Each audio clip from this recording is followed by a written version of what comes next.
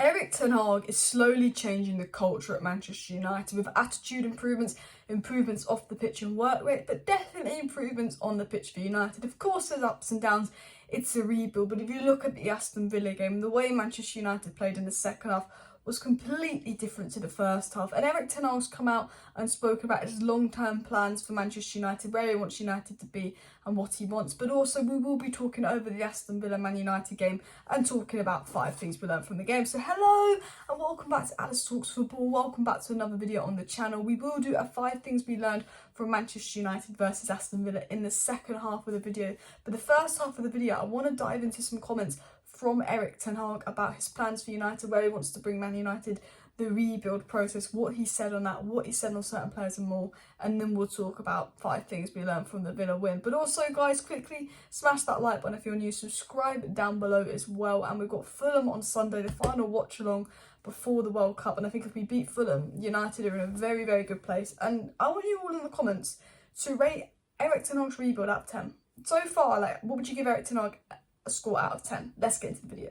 Before I get into today's video, I want to mention this video is sponsored by the OneFootball app. There will be a link in the description to go ahead and download the OneFootball app. It's completely free. It's going to keep you up to date on all the latest Manchester United news, football news and scores from around the world. There's general news, there's a Man United section, and with the World Cup coming up, it'll keep you up to date on the World Cup, you know, score lines, injuries, news, as well as United transfer news. Everything you need is on that one app, and it's completely free, and you just get it on your phone and bosh, it's there. Like, actually, probably best football app out there for news, in my opinion. And I'm not just saying that because I'm sponsoring it. It's good, so download it. So let's get into the video. Before I get into the 5 things, I want to dive into Ten Hag's press conference where he spoke about the Man United rebuild process, where he wants Manchester United to be and more. And I just think this is really, really interesting. So Erik Ten Hag came out and spoke about, first of all, he wants to rebuild the relationship with United fans. I think there's been a poor relationship between fans and players in the past. I think it was at its worst in the Rangnick era.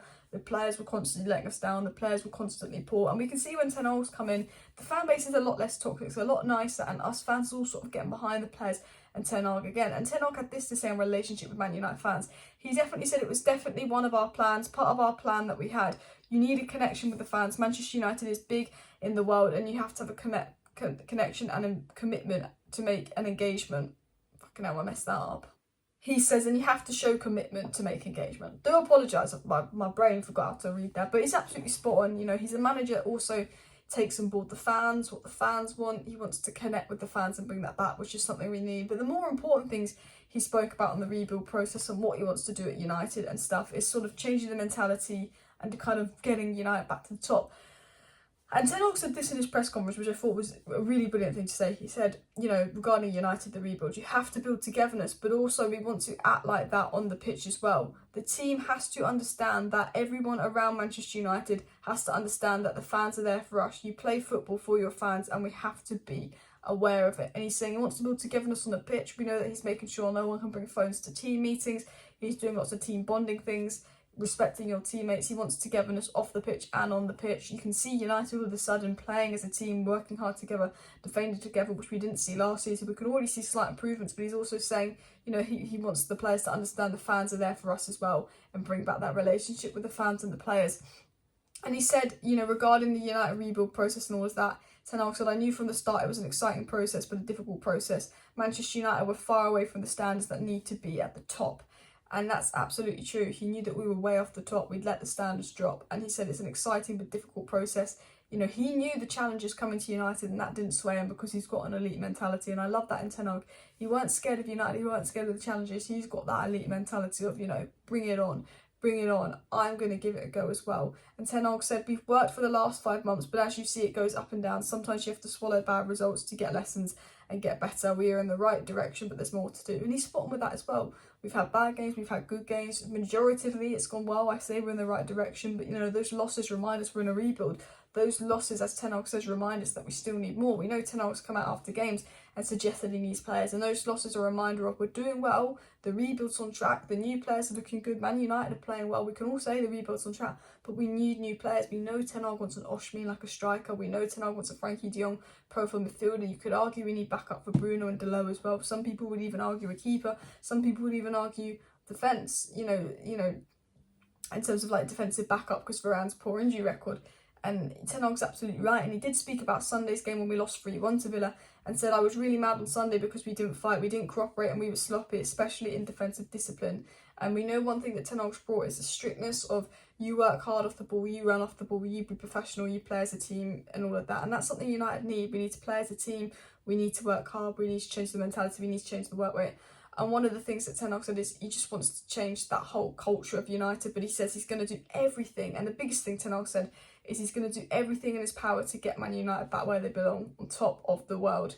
That is our manager. He knows it's a challenge, but he's like, I'm going to do everything I can to get United back on top of the world, back where we belong. And I loved that Ten Hag press conference because he just said, I'm going to do what I can to get Man United back. They deserve to be at the back and all of that. And I thought it was an absolutely fantastic press conference for Ten Hag. So let me know your thoughts. But I want to dive into 5 things that we learned from the Manchester United 4-2 Villa game. I think the first thing we learned is, and this is going into the first half, is Man United need a striker and midfielder. They need Osimhen, they need De Jong.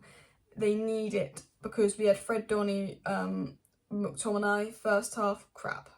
Midfield did nothing. You know, Eriksen and Bruno and Casemiro are our 3 best midfielders. You know, the other 3, the rotation ones, they're nowhere near the level. You can't create anything. As soon as Donny comes off and Bruno goes central and Fred ends and Eriksen comes on, with a completely different team. Ten Hag needs that midfielder, but also Ten Hag needs a striker. I thought Martial was good today, but he will get injured. And this is an easy first point because I point out every day, but it's just the terms of the depth in the squad. I think the first point is really depth in the squad, and that's what Ten Hag needs. But the second thing, as I mentioned earlier, is, you know, this, you can see the rebuild process. The second thing we learned is you can really see the rebuild process because you see Ten Hag's new signings. Eriksen comes on, changes the game, 5 key passes.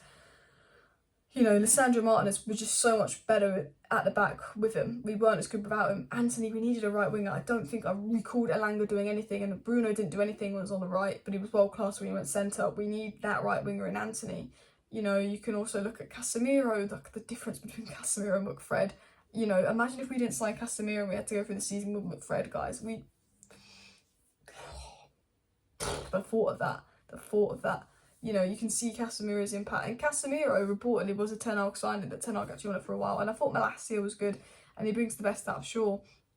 And you can just see the importance of all Erik Ten Hag signings. And I'm like, if he gets more and more signings, if he gets what he wants, Erik Ten Hag, I think he is the man for the rebuild. I can see process. It's not perfect yet. He's still got to use players like Maguire, Lindelof, McFred. Of course, he's not going to win titles with that squad. But you give Ten Hag all the players he wants. The players he's wanted and coming so far have been brilliant, and they're good enough. And for me, I see the rebuild process, ups, downs, you have goods, you have negatives, but overall we are growing. The third thing we learned is this. Rashford, Martial, Anthony is United's best front 3. Rashford on the left, Martial up top, Anthony on the right. I know Anthony didn't play today, but as I said, we massively missed him. I think with Martial, this is no disrespect to Ronaldo. I love Ronaldo, he scored 20 goals last season. But I think in terms of Ten Hag ball, when Ronaldo plays, I feel like we force the ball to Ronaldo, and you know, whereas when Martial plays, I feel like we play as a team. And maybe that's just my opinion. Again, I'm not a fan that thinks Ronaldo's rubbish or any of that. I think he's overly disrespected, but I just think that is our best front 3. Rashford on the left, Anthony on the right, Martial up top. The fifth and final, the fourth point, okay, is Garnacho is special. He could even go to the World Cup. Garnacho is special, and we shouldn't be hyping up youth players. We've been hyping up a lot, but it's his directness, his ability to run at players. He always wants to bring the ball forward, make something happen. I love that in him. His excitement to take on players, his pace, he's just making things happen. That cameo, 25 minutes he was on, if that, 2 assists, 2 dribbles, 2 shots. One of the most impressed I've been, and he's 18. And to be that good at 18, you know, Elanga's got nothing on him. And Ten Hag even said this on Garnacho's performance. He said, quite clear with 2 assists and some good dribbles and runs in behind, but also he does have things to improve. For instance, when we go for the long ball, him and Scott should go out for the header, he should go for the second ball. And I love that about Ten Hag. He says what Garnacho's done well, but he also says it's not perfect. You know, let Scott go out for the header and you get that second ball there.